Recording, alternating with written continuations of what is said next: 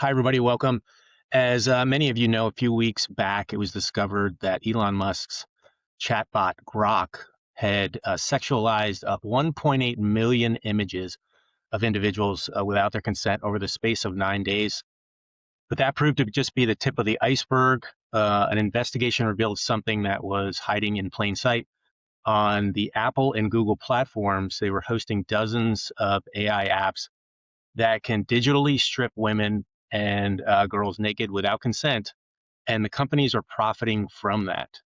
The Campaign for Accountability's Tech Transparency Project found nearly 100 nudify apps across the platforms. Many are rated for kids. Together, they've been downloaded hundreds and millions of times and have generated over $100 million worth of profit for those platforms, Apple and Google. With us today to talk about the prevalence of those apps, the damage that they're doing to human beings and kids, and some of the accountability that we can try to get from big tech and the individuals creating these apps, is Miss Katie Paul, who is the director of the Tech Transparency Project. Ms. Paul, welcome. Thanks so much for having me. We really appreciate you being here, and this is a serious topic. I do want to ask a question, though. Looking at your bio, it was very interesting to me that you come from a background where you had a double major in Greek and anthropology. You have a master's in anthropology. You are heavily steeped in antiquities, and you also are part of another project that tries to track crimes or stolen antiquities. So it really feels like a big Indiana Jones vibe here. And so I'm very keen to figure out how somebody from that background goes into online crime and becomes this person who's a part of this very illuminating report about apps like this. Yeah, it's been a weird journey. I had always planned to get a PhD in archaeology and study a world many thousands of years older than the one that we're living in today. And when I was finishing grad school, the Arab Spring happened, and what I was looking at was the effect of social media in a developing world, how it affected people, and also the all of the things that I wanted to study were being heavily looted and trafficked, and I no longer was interested in digging. And in part of doing my research in that, particularly as groups like ISIS rose, and I was looking at terror finance and the use of social media by terrorist groups for recruiting, um, I stumbled upon these massive black markets for antiquities on Facebook, particularly in war zones like Syria, Iraq, Yemen.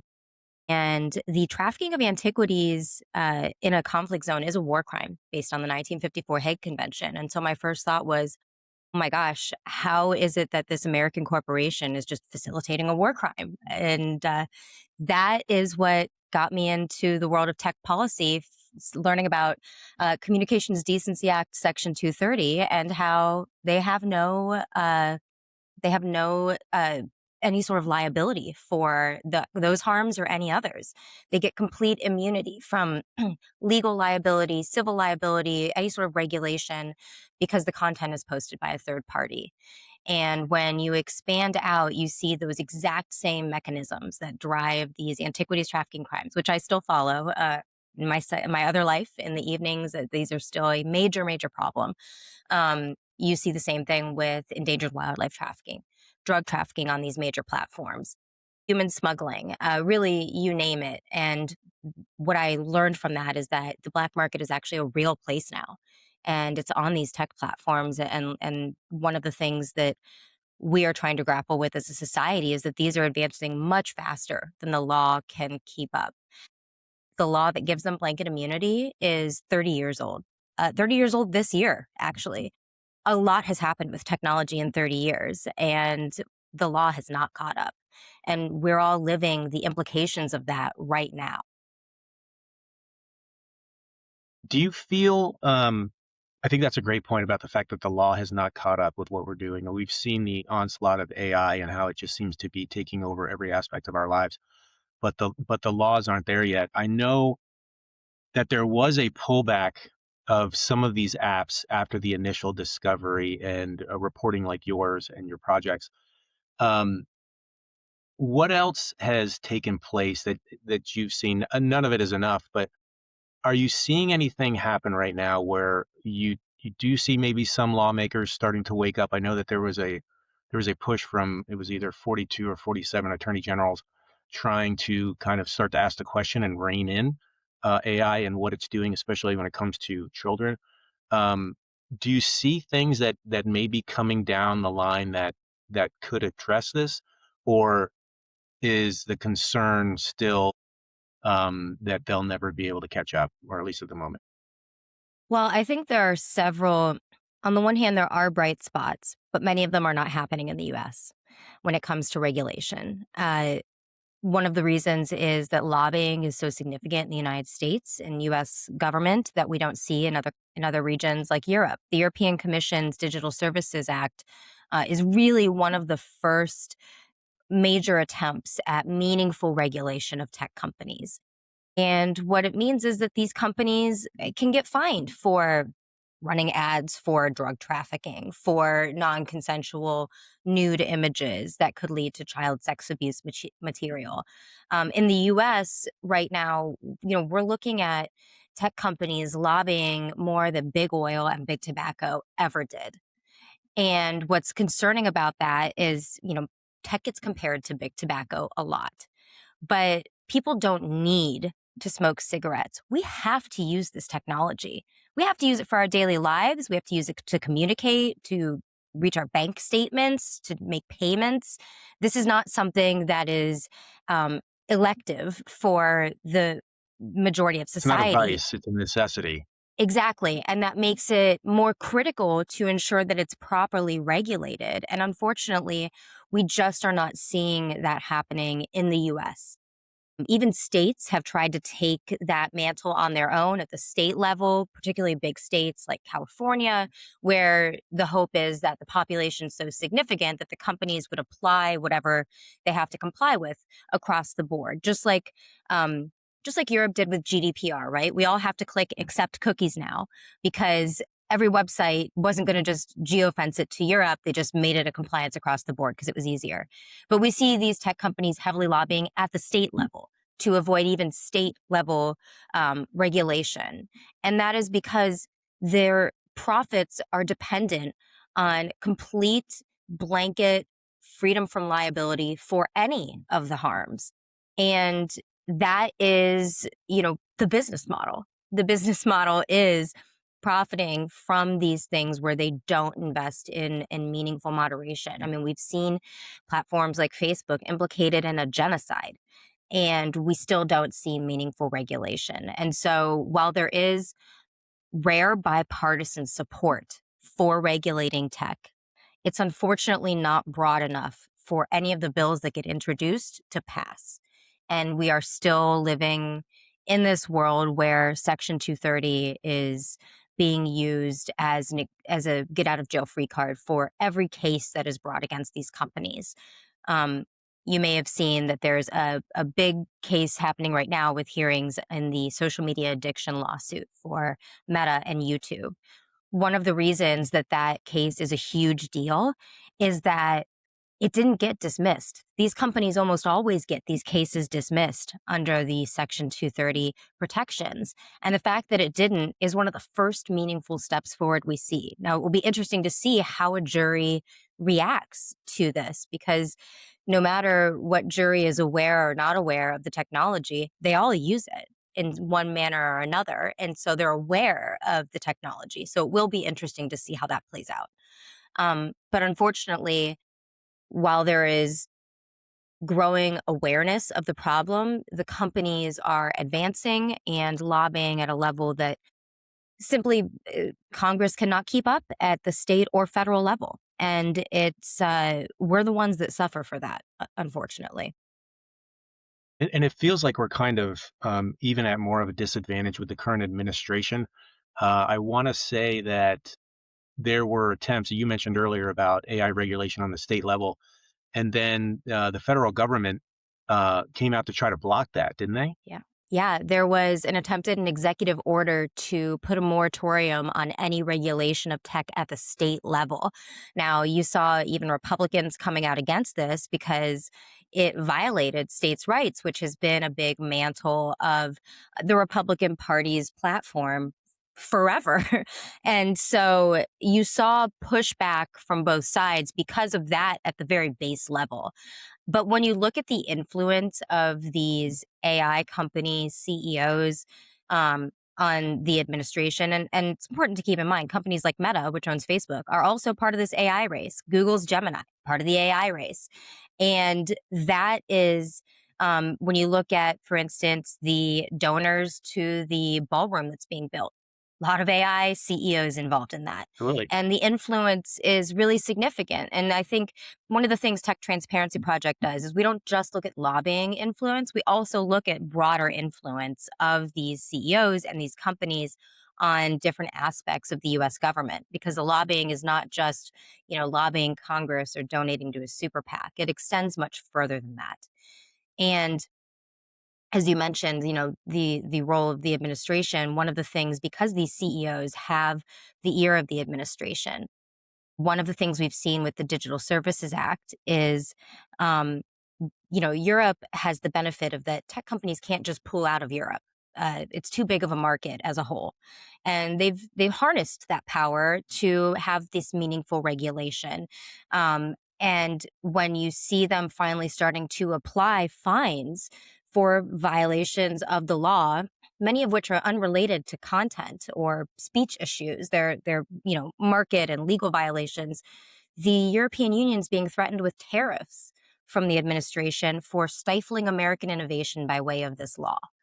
Um, and that is the US, lobbying influence extending into threats to foreign territories that are trying to regulate for their own populations. And one of the things about Europe that is that the tech companies almost all have headquarters in Dublin, so they are subject to European Union law. But this is part of what you see as the bigger level of influence of these CEOs, in that it's really extending to threats to the European Union as a whole just by way of attempts at regulation.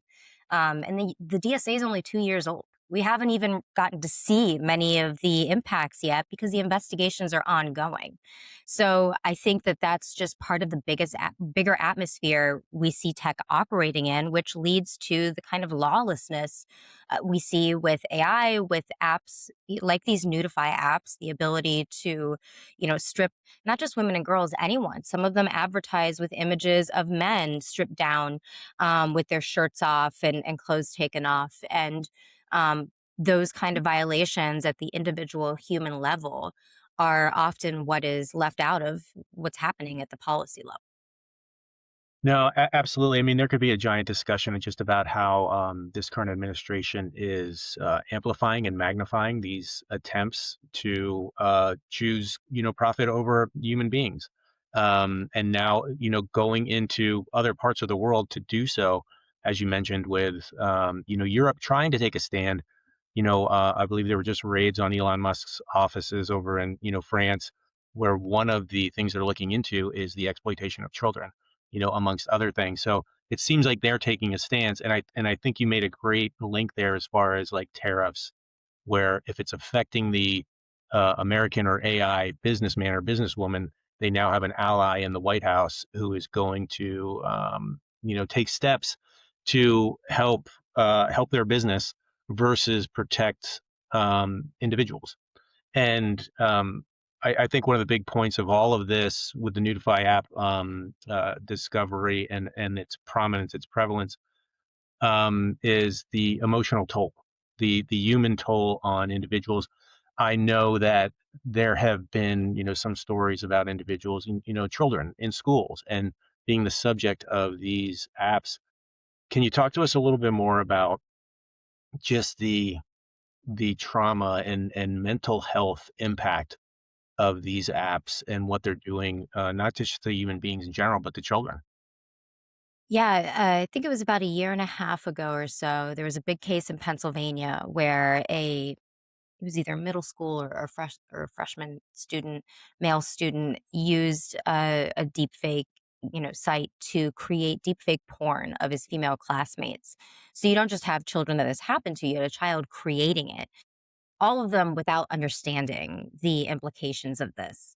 And these are young girls who had never envisioned themselves doing this. They're young, they're not exposed to sexual activity. So being exposed to, graphic imagery alone can be jarring at that age. And then having it done of yourself is another level. And not just children. I mean, there was a wonderful report by CNBC back in September about a group of adult women who found that deep fake porn was being made of them by a neighbor and friend whose wife discovered it on his computer and then told them. And these are adult women. One was a lawyer that were incredibly traumatized, not just at a personal level, the privacy violations, the trust level that was broken by somebody that they knew well, and that it was an indicator that this can happen to anybody by anybody. And so it also kind of breaks, that trust you can have in other human beings. And then you add in the other privacy violation layer, which is the data retention of this. Some of the apps that we identified in our report are based from developers in China. And based on China's national laws, any company has to hand over data to the government when requested, which means these deepfake nudes of people could be in the hands of the Chinese government. Um, for the average person, that's concerning on a privacy level, but let's elevate it to the issue of what if this happens to a politician? Is that then something that can be used for blackmail, for campaign, misinformation campaigns to damage a reputation? All of these things are possible and very well may be happening in other parts of the world, but that is where we're at. Is that it's not just uh, you know the issue we've seen with revenge porn, where somebody's personal and intimate images are leaked. These are created without their knowledge or consent, and they may not just be out there in the world. They may be in the hands of a foreign government, a foreign adversary. So there are a lot of implications here. And even the apps that, if people know what they're downloading, Apple and Google weren't disclosing that these apps were from developers in China and that their data would be at risk at a very base level. So there's another problem there with how the companies are failing to disclose those risks to their users. Would you say, obviously, this is a worldwide problem. We're experiencing the effects here, probably even more so just because of the lack of action. Would you, what would you say would be the biggest way that both Congress, maybe not now, but maybe after the midterms, when we have a more caring Congress, or something that they're willing to do something about it. What are the actions that can be taken, maybe on the state level, Congress level, but then also on the individual level, through things like demonetization, stuff that we can do to help fight this? Well, on the individual level, when it comes to it's difficult to boycott, right? We're talking about the Apple App Store. A huge chunk of the American population has an iPhone. You can't boycott the App Store if you want to use things on your phone. But I think voicing to Congress what is happening is absolutely critical. And for victims of this kind of non consensual nude imagery, reporting it to the authorities so they can start to create data on the scale of the problem. And we see there's already with, sexual assault and things like that, people don't report a lot. And with something like this, you also don't want to report. There's shame associated with it, even though you've done nothing wrong. Absolutely. Right. But when we look at how lawmakers operate, they often cite and rely on statistics from authorities.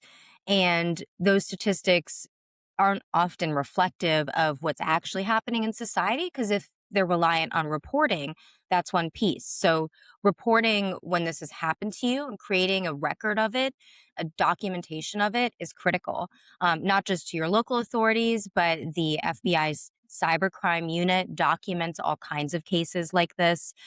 That's also an important place to have that reported and documented.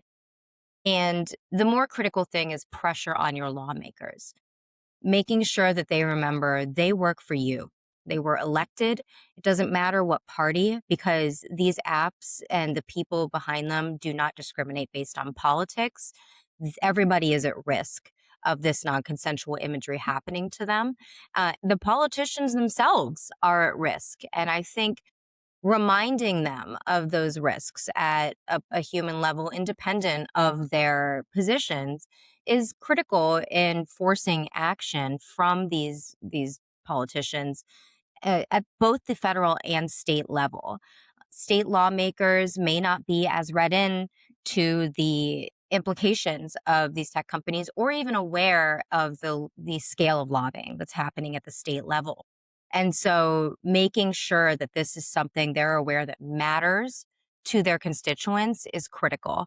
So people need to call their senators, call their representatives, call their state senators, call their state representatives. The people that have the power to create laws and regulations are the ones who need to be hearing from you, and hearing from you in mass.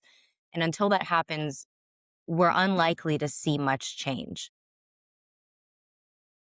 I think keeping this at the forefront of people's minds. There's a lot going on. The world is a circus right now. There's so much chaos, but this is one of those things that does have a long-term impact, especially when we're talking about children, anyone in general. But when we're talking about children, just the abuse, because it is a form of abuse that is taking place, involving people in their formative years and moving forward. So um, I know this is one small part of some of the issues that we're facing in the technology realm, online AI.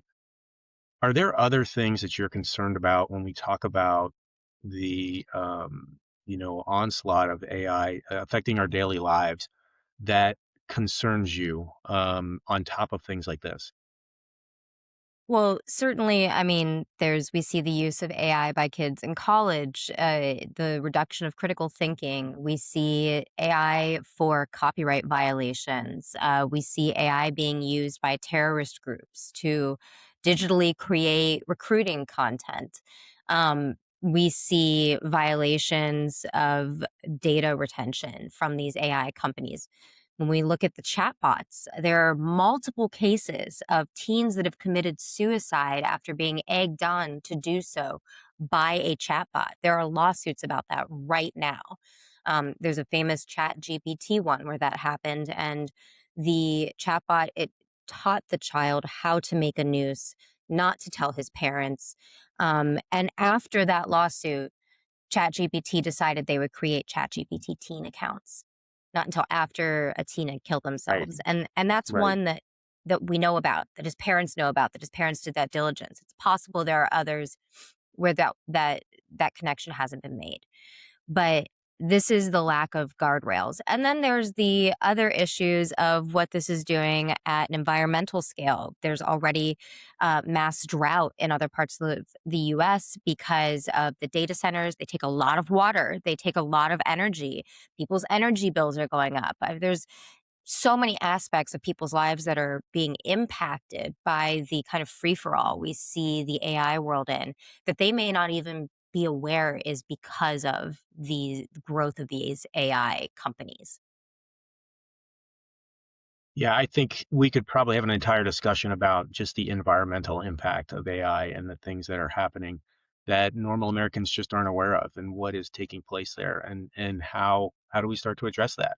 Because that's going to be like many other things. It's going to have a direct impact on us and then also our children. Um, are there any things that I know you talked about a couple of things, but are there any things that you're hopeful for that are coming down the road that you know, there's a glimmer of hope. I mean, we've seen Europe, work towards some kind of accountability. But what are the things that people might be able to get behind here in the United States that could help reduce this issue and hopefully in the future eliminate it, especially when it comes to things like nudify apps? Well, I think taking lessons from Europe and what types of regulations are impactful and work and which ones don't is important. I know that the UK is also looking at a law that would make it illegal for apps or websites to have the ability to create non-sensual nude images. They're not saying that your face swap site shouldn't exist, but it shouldn't have that ability to create those images. Now, of course, they are governed by what is based out of the UK. However, the app stores do have UK app stores, and that's one way that that can be governed. I think that these pieces are important for us to look at how different issues can be tackled. Blanket regulation may not always be the best option, and we're still globally we're seeing a kind of trial and error when it comes to what regulation works. Um, One of the things that I think is promising is the new Defiance Act, which is about deepfake pornography and non-consensual nude images and revenge porn. That's one positive U.S. effort. We see bipartisan support for that act. Uh, if Congress can get something passed is another question, and I think something people should be asking themselves for the midterms. You know, what is is who you're voting for going to help get these kind of important pieces of legislation over the line? Um, so often we've seen hearings for tech companies kind of devolve into partisan bickering. Now, there are lawmakers who keep them very focused on the issues at hand, but when we're looking at the AI deepfake issue, and I think one of the reasons we saw the companies react and actually remove things is because there's more legal exposure here, independent of Section 230. And that is the issue of child sex abuse material. That's something that is not protected by Section 230. And there's a reason you see ads on Meta or apps for things like drug trafficking, terrorism, weapons trafficking, but you don't see them for child sex abuse material. And that's because the legal implications of even hosting that content are extremely serious. The Grok office is being raided, as you mentioned. That was what they were raided for, was potential creation of that. I think the Grok issue brought all of this to the forefront because Grok is embedded in a public social media platform. So we were all able to see, oh my gosh, look how many people are out there just creating non-consensual nude images of anything, everyone. Uh, Doing it publicly. Imagine what they're doing behind the scenes if that's what they're willing to do publicly. And I think that was a big wake up call for people. But Grok was just a drop in the bucket, as our research showed. What was really concerning from our perspective with this research is that both Apple and Google explicitly ban these apps and claim to have very stringent review processes for apps to make it to the public. And this raises a lot of questions about how stringent those review processes are. These app companies, Google and Apple both market themselves on privacy protection, and they're very trusted. You go to the Apple App Store homepage right now and it says it's the most trusted app store. So their marketing though is not matching with the reality of what we're seeing on the app stores. And the fact that several of the apps were rated for like ages 9 and up meant that kids could use them and upload images of themselves. And if these apps also have the ability to create nude imagery, that meant nude imagery of children could be created in theory. We, of course, can never test that, nor would we. There's legal, ethical, moral uh, holdups there, and nobody really could test that piece of it. But the fact that you saw the companies act so quickly to remove these is notable because it means they know there's exposure for them. And that is the issue. We've done other reports about the app stores with apps. We did a report last year in the spring about Chinese-owned VPNs in the US App Store that were linked to a sanctioned company that was tied to the People's Liberation Army of China, a company that had been sanctioned by the US. Those apps are still up there. The companies made no attempt to remove them, despite the fact that they were sanctioned um, by the Commerce Department. And so they're much more worried about the legal exposure here. And I think the fact that they acted and acted quickly is an indicator that they're aware that there is more exposure for them.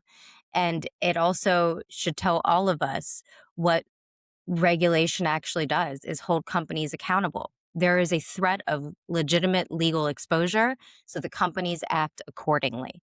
Without that threat, we see the wild west of tech we live in now. And I think accountability is the next step. I think the world is starving for accountability in a lot of different spaces, but those apps got there somehow. And as you mentioned, number one most trusted, not so much. I mean, we're not going to trust you if you're letting things like this slip through that are rated for kids and can do what they're doing.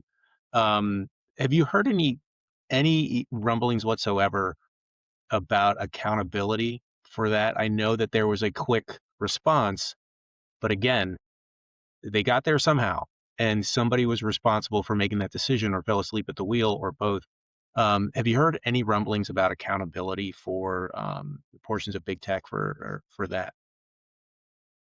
In the US, unfortunately, no, we have not. But there is interest on holding these companies accountable in Europe. The raid on the Grok offices was one example. The UK creating a law that tries to regulate the ability of apps to create nudes. Australia's e-safety commissioner also making efforts for Australia when it comes to this. But from the US, we unfortunately haven't seen any attempt at regulation. We haven't seen so much as a letter to these companies on this issue from American lawmakers. There was a letter last year from the AGs, as you mentioned, and that was months before we did this report, which means the companies were on notice and these apps were Right. out there anyway. Right. It would be very interesting to see the response from the AGs because of that. I was unaware that that letter was before all of this, so that definitely makes me wonder, what their response is going to be after this takes place. That's a big machine that moves to get that many AGs, in simpatico on any kind of effort. But it'll be interesting to see if that's something that just gets that they let slip, or there's actually some bite behind their words, especially with the warning, as you mentioned. Um, Ms. Paul, I can't thank you enough for what you're doing, what your team is doing, what your organization is doing to help this and other issues on online crime, and to take care of normal people like me and the people watching this. Um, it's important, and the world is in chaos. There's so many things going on, but this, I honestly believe, is one of those things that people should pay attention to, and kind of add to the list of things that they want accountability for, and to as you mentioned, contact your lawmaker and take steps to prevent this and the damage that it does to children. So, really want to thank you for your time and being here and what you're doing. And I wish you all the success. And yeah, I appreciate you being here. Thanks so much for having me and for helping elevate this issue. On our website, one of the things we try to do is write reports that give the public a seat at the table for what are often complicated technology companies. And not everybody wants to read through a report. So having people like you be able to put this in front of people in a way that they can digest is critical when it comes to helping get the public's awareness so that they can hold their lawmakers and these tech companies accountable. Absolutely. Ladies and gentlemen, that is Katie Paul, who is the director of the Tech Transparency Project. Please go check it out. I'll put the links in here into the show so that you can support that project. And again, please contact your lawmakers about this. This is something that really needs to be addressed amongst other things. So again, Ms. Paul, appreciate your time and thank you for what you're doing. Thanks for having me.